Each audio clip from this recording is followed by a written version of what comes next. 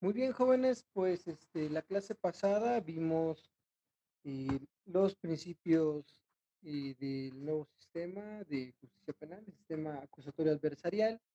Vimos también los principios del régimen probatorio, un poco de ellos. El día de hoy nos toca revisar, más bien hablar de los sujetos que forman parte del procedimiento penal en este sistema que se encuentra vigente. Entonces, pues vamos a comenzar. Muy bien, los sujetos del procedimiento penal es el tema que nos toca revisar el día de hoy.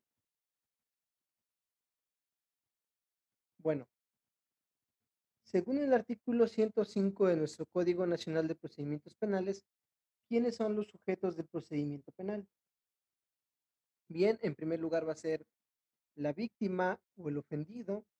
Ya también más adelante vamos a conocer un poco más a- acerca de la víctima, el asesor jurídico, y para efectos del procedimiento, pues es un profesionista del derecho que va a asistir a la víctima y también va a representar sus intereses en ciertos momentos del procedimiento penal.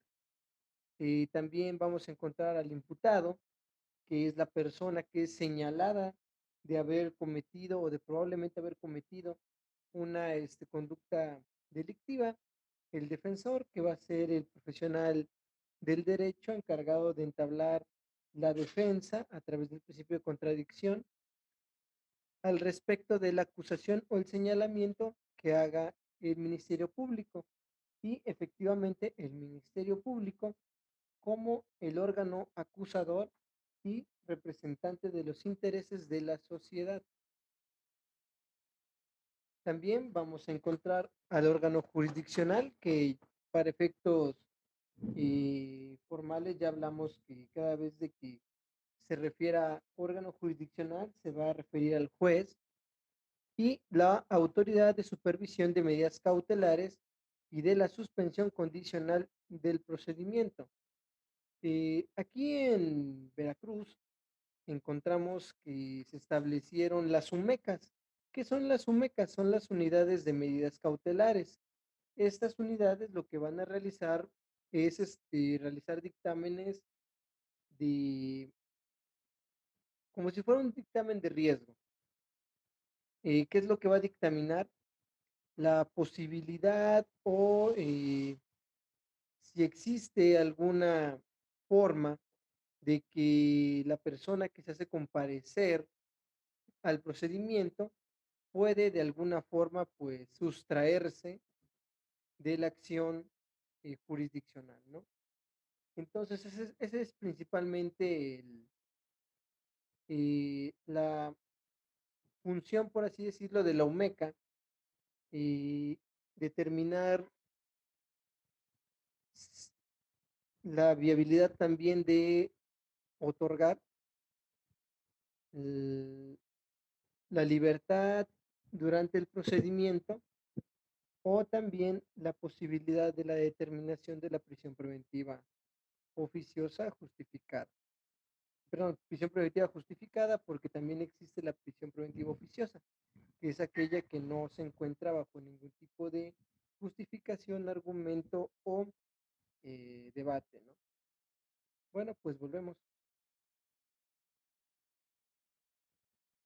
Bien, ahora vamos a hablar de las partes del procedimiento penal, porque ser un sujeto y ser parte son cosas muy diferentes. Bueno, los sujetos del procedimiento tendrán la calidad de parte, o más bien, los sujetos del procedimiento que tendrán la calidad de parte en los procedimientos son el imputado, el defensor, el Ministerio Público, la víctima u ofendido y su asesor jurídico. De aquí el hecho de que ser sujeto del procedimiento no necesariamente nos hace parte del procedimiento. Lo que estamos viendo aquí es de que los únicos intervinientes que son parte dentro del procedimiento, pues obviamente van a ser aquellos a los cuales les asiste el interés jurídico. ¿Sí? ¿Quiénes son ellos? Obviamente el imputado y su defensor, el Ministerio Público, la víctima y el asesor jurídico, hablando de la contraparte de la defensa, ¿no? Bien, ahora vamos a hablar en primer lugar acerca del Ministerio Público.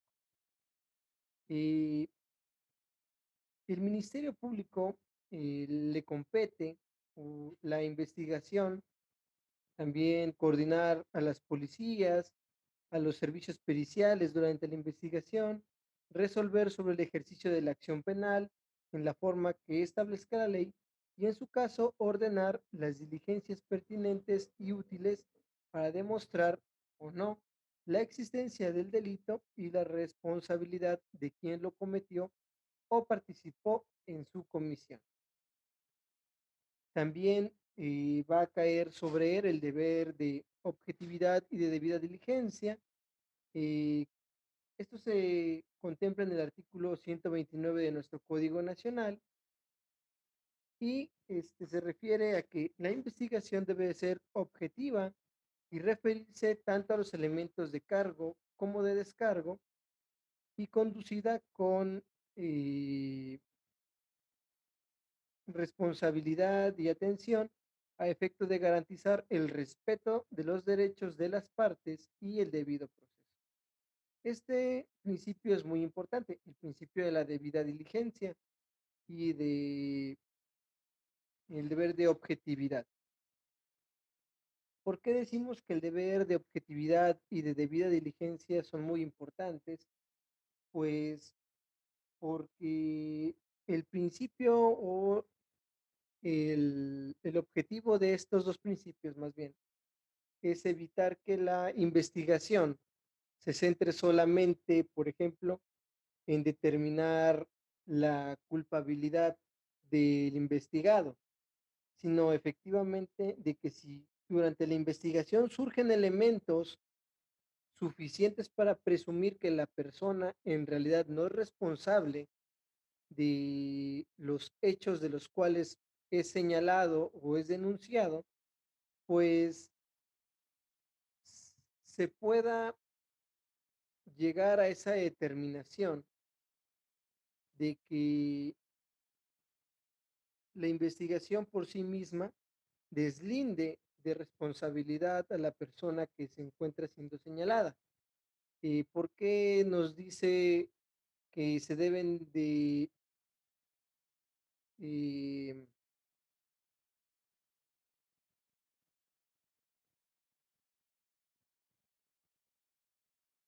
podría decir que se deben de valorar tanto los elementos de cargo como de descargo y sin que ello signifique que, por ejemplo, el Ministerio Público eh, centre solamente en que la persona que ha sido denunciada, pues tiene que terminar siendo responsable, ¿no? ¿Por qué? Porque entonces, si el Ministerio Público hace esto, ya no es objetivo, es decir, su, su investigación ya se encuentra siendo parcial. ¿Por qué? Porque solamente busca los datos de prueba que van a tener como consecuencia la acreditación del señalamiento o de la denuncia, desconociendo, no aceptando o inclusive ignorando o negando la existencia de aquellos datos de prueba que pudieran probar, pues, precisamente, que sus postulados son falsos, ¿no? Eh, ¿Por qué esto podría derivar en una violación al debido proceso? Porque recordemos que parte de los principios fundamentales es la presunción de inocencia. Entonces, si el Ministerio Público conduce la investigación con el único objetivo de comprobar la culpabilidad o la responsabilidad de la persona investigada, entonces ya no se está cumpliendo precisamente con los principios básicos porque se le está teniendo como presunto o probable responsable más allá de cualquier dato de prueba, alegato, testigo o situación que le beneficie, pero al investigado, sino que solamente el fiscal se centre en su papel de órgano acusador y no acepte o no pueda propiciar, pues, que la investigación precisamente sea imparcial, objetiva y apegada a garantías. Esto es por lo que es importante el deber de objetividad y debida diligencia.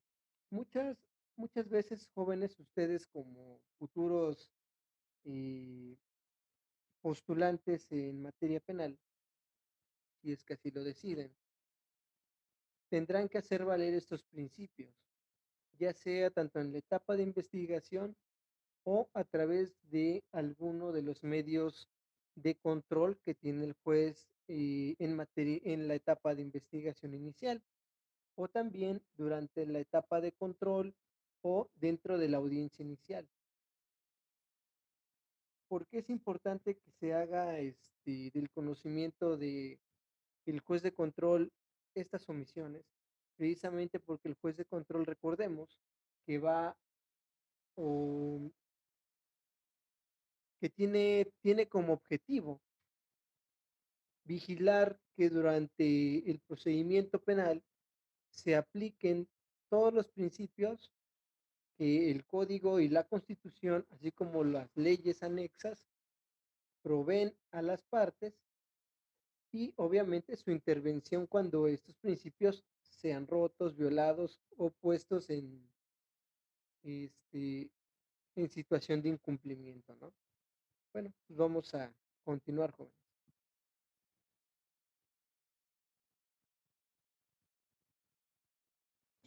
Lid, una pregunta. ¿Me Sí, escucha? sí. Lo que decía que el Ministerio Público debe ser objetivo, en el caso de que el Ministerio Público descubra que la víctima en realidad no es una víctima, o sea, que dentro de su investigación descubra eso. No entiendo, ¿cómo que descubra que la víctima no es una víctima? Sí, o sea, que todo, como que los hechos que se le señalan al imputado no son ciertos. Ah, pues tendrá que emitir un no ejercicio de la acción penal. Aunque, pero si ya, por ejemplo, ya lo emitió, Mm, bueno, en el caso que ya lo haya emitido, o eso sería antes. No entiendo la pregunta. Ya está, no entiendo la pregunta.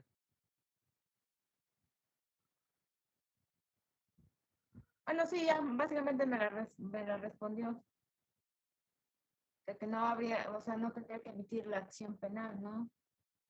Tú me Y estás diciendo que supongo en que caso desechar de el que, por caso. ejemplo, Ajá. llegamos a audiencia inicial y aún así se mantiene la postura de que el investigado es culpable, aunque no haya Aunque, pruebas. ajá, se haya descubierto que las pruebas que existan no son ciertas, ¿no? Bueno, en primer lugar, desde la hipótesis que tú estás diciendo, el fiscal nunca va a aceptar que él se equivocó.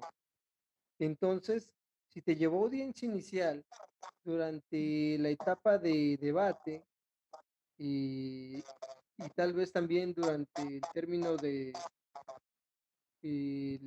constitucional, deberás ofrecer las pruebas necesarias para demostrar que Ujú. lo que se encuentra señalando el Ministerio Público no tiene sustento alguno.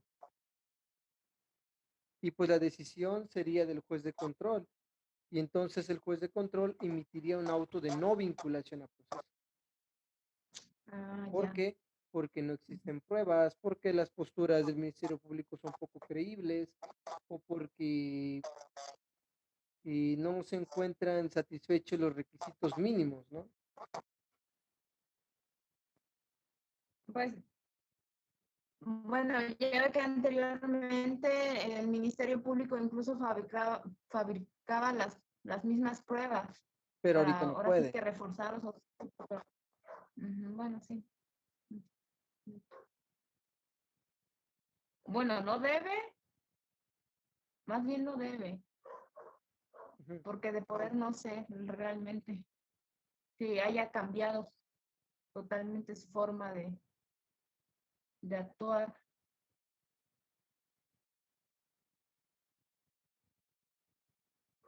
Pues mira, al menos actualmente es un poco más difícil que un ministerio público pueda falsear una prueba, porque todo es público. Se encuentra ahí el principio de publicidad, ¿no?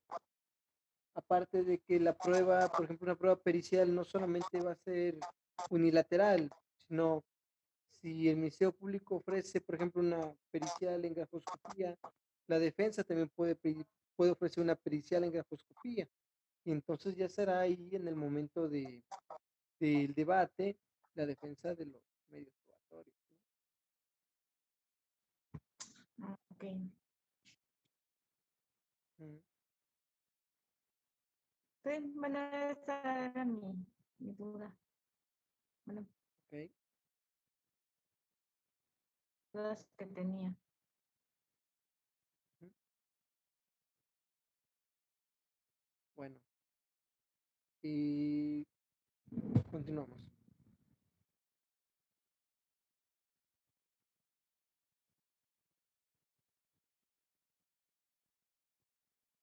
Bueno, también el Ministerio Público va a tener el deber de investigación penal.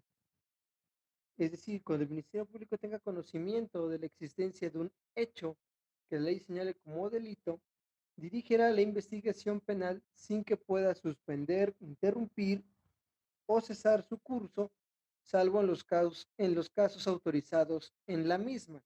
Cuando dice en la misma, obviamente se va a referir al código, a la ley procesal de la materia.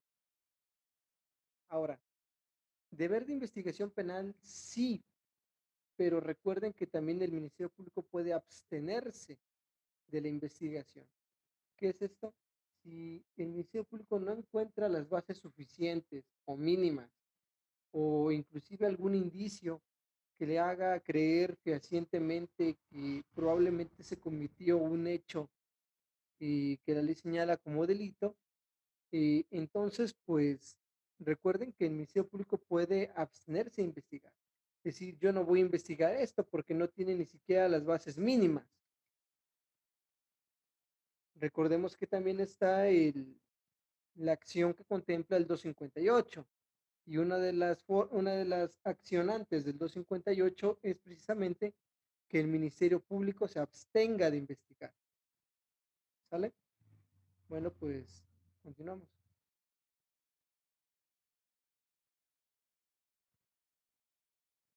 Bueno, ahora vamos a hablar de los principios que rigen a las autoridades de investigación. Por autoridades de investigación vamos a entender a los ministerios públicos, que son los que coordinan la investigación penal, y también los otros actores que intervienen, subordinados o coordinados por el Ministerio Público. Muy bien, de conformidad con el artículo 214 de nuestro código, dice que las autoridades encargadas de desarrollar la investigación se regirán por los principios de legalidad, objetividad, eficiencia, profesionalismo, honradez, lealtad y respeto a los derechos humanos reconocidos en la Constitución y en los tratados. Bien, y también establece en el 212 que la investigación debe realizarse de manera inmediata, eficiente, exhaustiva, profesional e imparcial, libre de estereotipos y discriminación orientada a explotar y también perdón, libre de discriminación y orientada a explotar todas las líneas de investigación posibles que permitan allegarse de datos para el esclarecimiento del hecho que la ley señala como delito, así como la identificación de quien lo cometió o participó en su comisión. Bueno, ¿a qué se refiere aquí el artículo 212? Bueno, nos dice que en primer lugar, la investigación debe realizarse de manera inmediata. Bueno, eh, no se cumple al 100% esta disposición del artículo 212, no porque yo diga que no se cumple, ustedes mismos en el futuro verán que muchas veces esto de la investigación penal de forma inmediata, eficiente, exhaustiva, profesional, eh, y sobre todo libre de estereotipos y libre de discriminación, pues muchas veces es algo muy difícil que tenemos los abogados en nuestro quehacer diario, ¿no? ¿Por qué? Porque tan solo imagínense un fiscal que le ponen a disposición una persona que pues está en estado inconveniente, probablemente bajo el influjo de psicotrópicos, y él tiene que investigar de forma profesional, imparcial, libre de estereotipos y de discriminación. ¿Qué es lo primero que va a pensar el fiscal? Está bajo el influjo de psicotrópicos, probablemente es un delincuente, probablemente trafica psicotrópicos, probablemente los comercializa, probablemente pertenece a una estructura delictiva. ¿Ven cómo es un poco complicado que un fiscal inicie de una forma imparcial?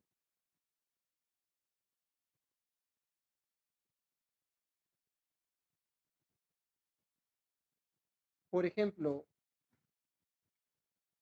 vamos a suponer que se pone a disposición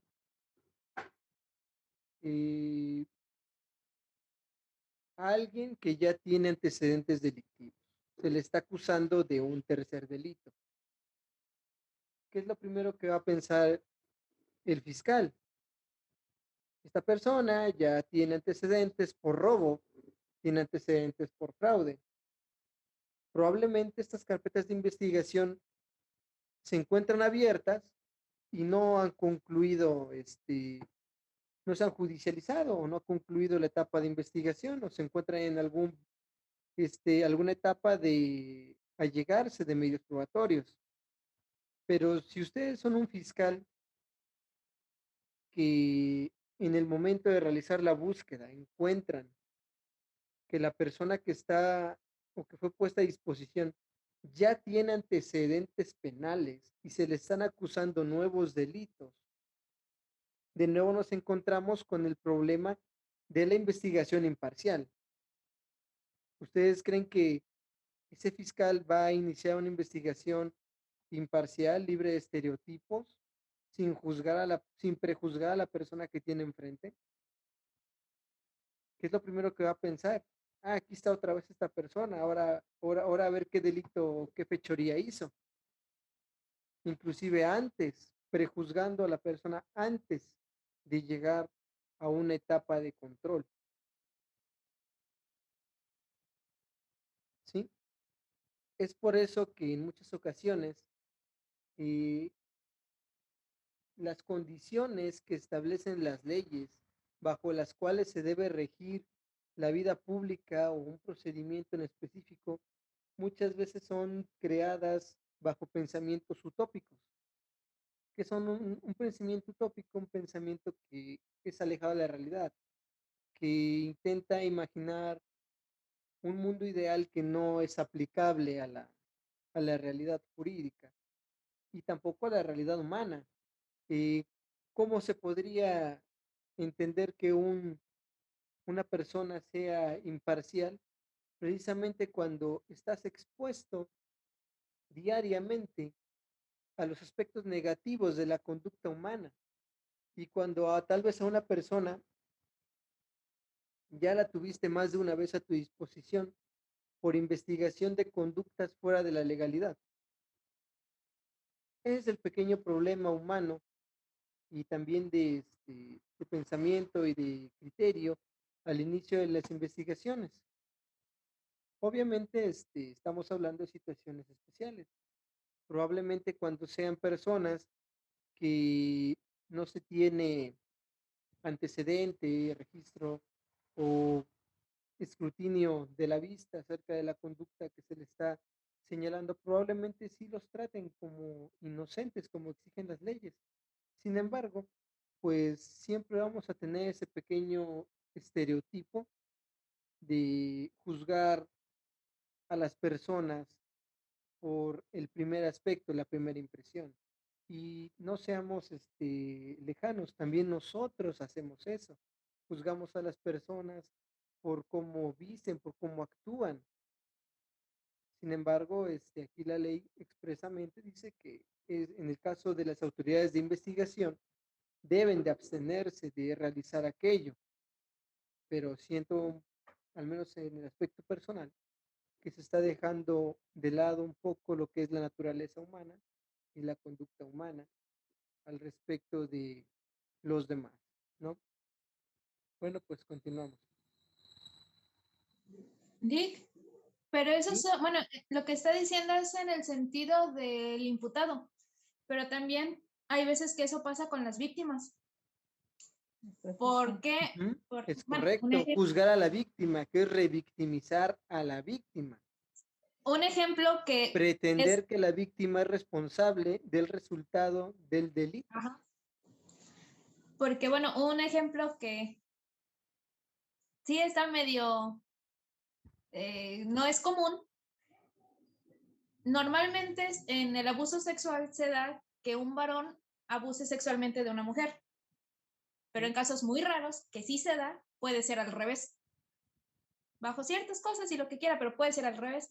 Pero si este varón va y pone una denuncia que una mujer lo violó y todo esto, siendo honestos, se van a reír de él. ¿Por qué? Porque de cuando acá una mujer viola a un hombre. Eso no es común, pero suele pasar. O sea, sí puede pasar. Sí existe el caso. Y si esta persona, o sea, esta víctima va, siendo honestos, los policías, el fiscal, sí se van a reír de él o sí van a tener ese, pues como que también lo van a prejuzgar por eso. Así es, cuando estamos hablando de, eh, por así decirlo, violencia sexual, ¿no? Y también violencia intrafamiliar. De hecho, existe una errónea concepción impulsada por ciertos movimientos sociales, de los cuales me voy a reservar mencionarlos, y que solamente establecen de que la violencia de género, la violencia sexual y la violencia intrafamiliar solo pueden ser sufridas por las mujeres. Sin embargo, esta es una afirmación totalmente lejana de la realidad. Y efectivamente, el estigma social alrededor de los varones re- hace que sea muy raro que se presenten denuncias en contra de las féminas que hacen este tipo de conductas, ¿no? Ya sea violencia física, psicológica, económica, o también situaciones como las que mencionabas, Jacqueline, de violencia sexual realizado por una fémina en contra de un masculino. No son situaciones que son alejadas de la realidad, ocurren. Sin embargo, como lo manifiesto, el estigma social, el que se vayan a reír del denunciado, el que dirán, pues efectivamente diluye la voluntad de comunicar los delitos. ¿Por qué? Porque también es parte del señalamiento de una sociedad que, pues, ¿por qué no decirlo por sus palabras? Pues todavía tiene mucho de conductas y prejuicios machistas basados en estereotipos de qué es o no debe ser el comportamiento de un hombre o de una mujer, ¿no? Y también, claro, eso afecta a la investigación. ¿Por qué? Porque las mismas autoridades de investigación revictimizan o ridiculizan a la persona que se encuentra denunciando, ¿sí? Sin embargo, como lo acabamos de ver, eso no debería pasar, pero este es un ejemplo más de cómo, más bien, lo voy a decir, es lo que pasa, es el desconocimiento de los legisladores de la realidad social. Están tan encerrados en su esfera de lo que debe ser un mundo perfecto, o tal vez no expuestos a las condiciones que los comunes sí sufren, y establecen situaciones que en realidad son alejadas o que son inaplicables a la realidad social que los gobernados se encuentran viviendo, ¿sí? Bueno, entonces vamos a continuar.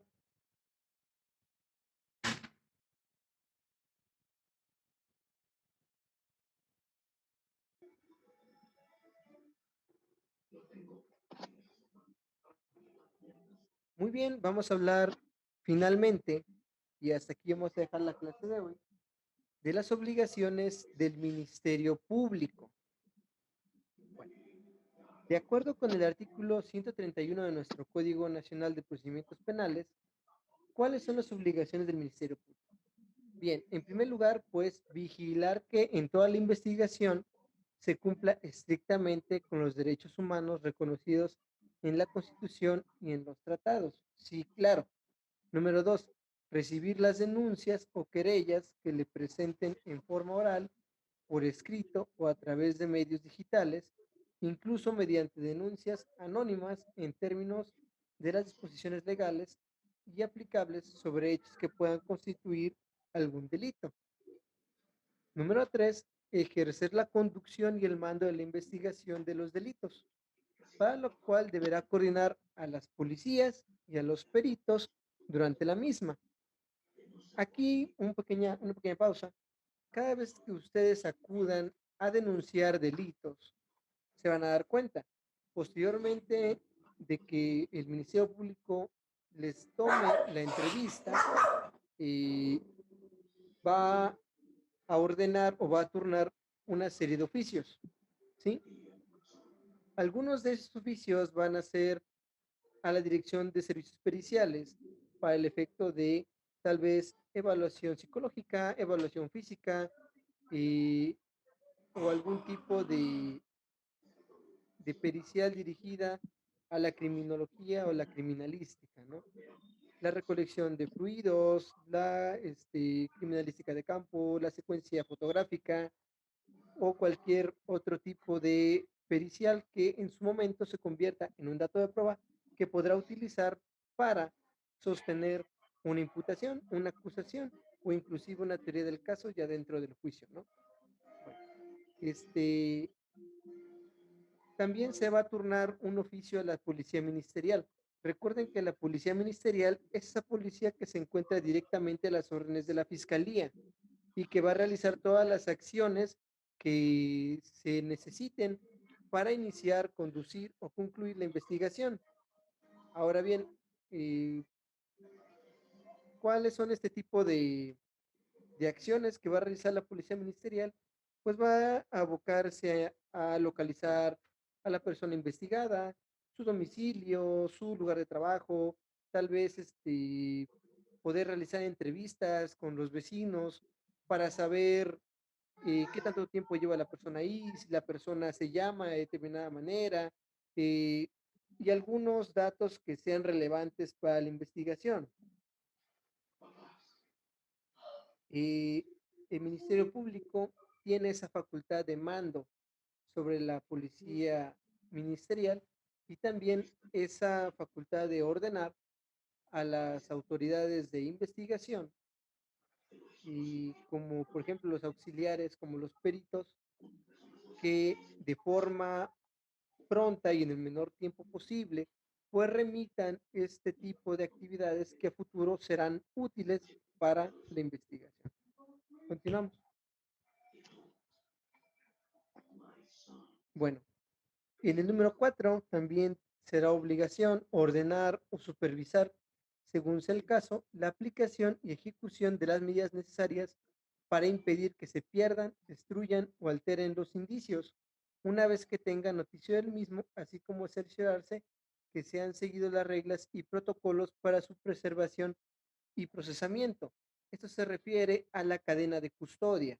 Recuerden que la cadena de custodia es aquel registro de la manipulación, depósito y traslado de los datos de prueba que son recolectados en el lugar donde ocurrieron los hechos, ¿sí? Ahora, estos datos de prueba, eh, vamos a decirlo que son empaquetados bajo un cierto protocolo y que es el protocolo de la cadena de custodia y comienza su preservación para que estos sean utilizados en el momento de, como ya se dijo, la imputación o acusación de de una conducta. Ahora, ¿por qué es importante la cadena de custodia? La cadena de custodia y el embalaje de los datos de prueba es importante para tener la certeza de quiénes han tenido acceso a esos datos de prueba, quiénes los han manipulado y sobre todo al respecto del embalaje, revisar que se encuentre eh, sellado y que no se encuentre violado, alterado o de alguna forma manipulado, porque entonces si el dato de prueba dentro de la cadena de custodia se encuentra manipulado, alterado o presenta manifestaciones físicas o dentro de la cadena de custodia que a la defensa le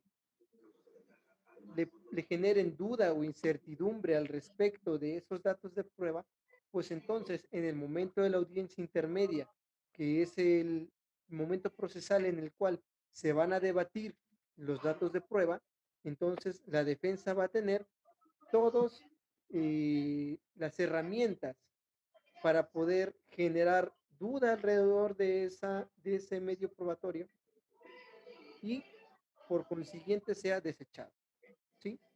Entonces, recuerden que en este procedimiento, el desechamiento de una prueba puede ser tan grave que provoque la impunidad de los delitos. Es por eso que la cadena de custodia, como el embalaje de la misma, deben de ser estrictamente y cuidadosamente realizados para evitar que se generen situaciones, pues, que pudieran llevar al desechamiento de los medios probatorios. Pero aquí viene otra cosa que creo que ya habíamos hablado en clases pasadas, que por ejemplo, si, si vamos a suponer que esta es una prueba, esto debería de estar en una bóveda de indicios. ¿Qué es lo que pasa? Que tú vas a una agencia del Ministerio Público y está tirado en donde sea, está tirado en donde sea. Como les comentaba, los que son de la ciudad de Jalapa podrán ver en la parte trasera del nuevo edificio de la Fiscalía, hay un montón que parece como si fuera una montaña de basura. Cuando yo pasé por ahí, yo pensé que era la basura. Y dije, va a pasar el carro de la basura. No, no era el carro de la basura, eran los indicios, eran los indicios de las investigaciones tirados así como si fuera una montaña de basura. Es impresionante. Cualquier defensa pasa por ahí, toma una foto. No existe la bóveda de indicios. Es gravísimo, jóvenes. El cajero automático que se ve que es la prueba de un delito, ahí todo paradito y le da el agua y le da el aire y todos los contaminantes externos, pasa la gente y se recarga en él. ¿Qué, qué tipo de medio probatorio va a ser eso? Todo contaminado, todo degradado. Liz, ¿y cuánto tiempo se deben de guardar las pruebas? ¿Cuántos años? el tiempo que se encuentre abierta la Ya, investigación, hasta que se cierre, ¿verdad? hasta que se encuentre una sentencia definitiva que, que ya no Pero presente recurso todavía alguno. les dan bueno, me parece que ¿Perdón? todavía hay un tiempo, ¿no? O sea, todavía de que ya hay una sentencia definitiva, a todos se les da un tiempo, ¿no? Bueno, mira, en ese aspecto Permanecer o sí te la ya. quedo a deber y yo sé que es durante todo el tiempo que se necesite. Ahora, posterior a eso, ahí sí te quedo a deber, no tengo el dato, pero yo te lo investigo, te lo proporciono posteriormente a través de Classroom, ¿sale? Este, por ejemplo, también existe el aspecto que una vez de que ya se terminó la investigación, si por ejemplo estamos hablando de vehículos, tal vez computadoras, dinero en efectivo o algo por lo parecido, una vez de que se terminó, las partes pueden pedir su devolución. Por ejemplo, si la víctima le robaron dinero, agarraron a la persona y tienen el dinero ahí, posteriormente puede pedir la devolución del dinero, tal vez del teléfono también que le hayan robado, ¿no? Y también en el aspecto de camionetas, ¿no? Si son bienes que han sido inmovilizados, pero de la prevalencia de datos, de datos o medios de prueba después de que ya han cumplido su función, ahí sí me agarras un poquito en curva, pero yo te investigo, ¿sale? Bueno, entonces ya vamos a terminar el aspecto de las obligaciones del Ministerio Público.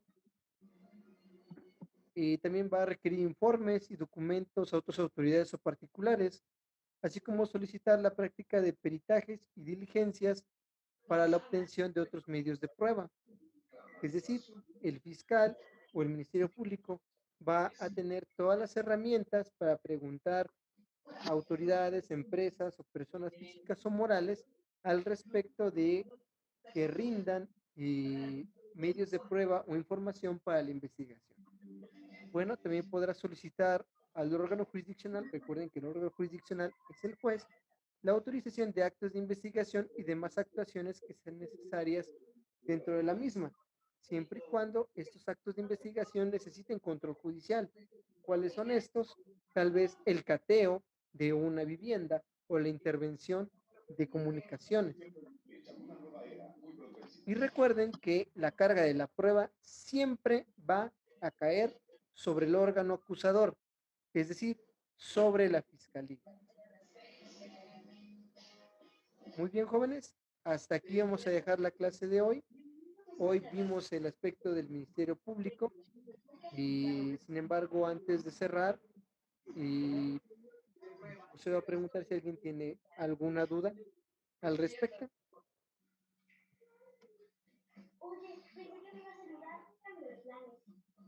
Lick, en el ¿Sí? caso que estaba diciendo que el Ministerio Público puede girar oficios y pedir como que información. En Ah, caso, por ejemplo, de que tenga a una empresa privada, por ejemplo, un registro de llamadas, ponga que la compañía es Telcel, el Ministerio Público puede pedirle a Telcel el registro de ese usuario. siempre y cuando se justifique por qué. Esa, creo que se le llama cortina de llamadas o cortina de comunicaciones, esa probanza, y sí corre a cuenta de las compañías de teléfono. Generalmente esas no necesitan un control judicial, pero sí son tardadas. Entonces, si tú quieres una cortina de llamadas, tienes que ver muy bien que el tiempo bueno, si lo pides en investigación inicial, pues tienes que entender que va a llevar un tiempo, ¿no? Pero si tú lo pides tal vez dentro de la investigación complementaria, ya sea que lo necesites para complementar tu acusación coadyuvante, si eres el asesor jurídico, tu acusación, si eres el fiscal, o tu defensa, si eres el defensor del imputado, pues entonces tendrás que coordinar muy bien y calcular muy bien tus tiempos, porque recordemos que para el momento en que sea el llamamiento a la audiencia intermedia y sea el llamamiento de la etapa escrita de la audiencia intermedia, ya deberás tener todos tus, tus datos de prueba que vas a insertar en la etapa intermedia y que pretendes que sean parte del juicio oral, ¿no? Entonces, por ejemplo, yo hablaba de intervención de comunicaciones en tiempo real, como en delitos de delincuencia organizada, ¿no? Ujú. Sí, pero esa que tú me dices, creo que se llama cortina de llamadas, no estoy muy seguro. Eh, yo Y nunca ahí la he ocupado, pero ahí pero la sí, compañía puede negarse. mande. Ahí la compañía puede negarse porque No, no diga puede que es negarse. No, no puede negarse. privacidad del cliente o algo por el estilo. Ponte los tenis, No puede negarse porque no lo ya, estás pidiendo tú como un particular, te regresar lo al está macho, pidiendo una autoridad. Pues tiene que sigue el ser la sabor autoridad. del cine. Ujú. Sí, Y lo tiene que recuerden que en caso de que, Espérate, recuerden que en what caso you de que doing? llegase a negarse, puedes llevarlo a control judicial, solicitar directamente al juez de control, entonces que él turne la solicitud, porque él como una autoridad jurisdiccional, judicial, sí puede solicitarlo en caso de que la compañía se negase a colaborar, Igual registros médicos. pero obviamente a los hospitales. Y yo una vez Porque, utilicé registros médicos en una carpeta y no necesité control judicial. El fiscal turnó el oficio, sí se tardaron muchísimo, pero sí rindieron el expediente médico. pero eso fue en una pública, ¿no? Sí, en O uno era de un público. hospital privado. No, fue en el Porque IMSS. sí supe de un caso de un hospital privado que dijeron que sí necesitaban que fuera como que más formal el asunto, Ujú. porque Claro, se citar supone al juez, que ahí sí es privacidad del paciente con el médico Bueno, pues o algo como te así. lo digo, si la autoridad, digo, si el particular se niega, solicitas al juez intervención en el procedimiento, Ah, y ya no puede negarse. ¿no? Porque el juez es una autoridad judicial. Ah, bueno. Ujú. Ah, ok.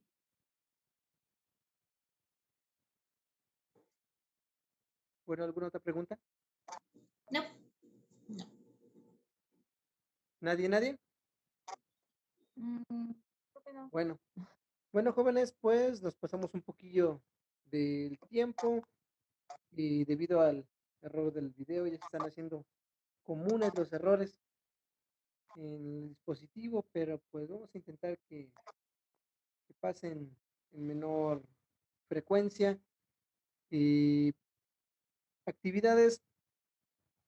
Yo creo que por el momento no, sin embargo estén pendientes en la plataforma y pues nos vemos el siguiente domingo, jóvenes. Cuídense mucho, que tengan un muy buen inicio de semana, que sea muy productiva. Cuídense mucho, jóvenes, en especialmente ahorita en estos días que ha cambiado un poco la temperatura. Si van a salir, tengan las precauciones necesarias. Y pues nos vemos el siguiente domingo, jóvenes. Pásenla muy bien en este inicio de semana. Espero que todo lo que tengan planeado les salga bien. ¿Sale? Hasta luego, jóvenes. Nos estamos viendo. Hasta luego.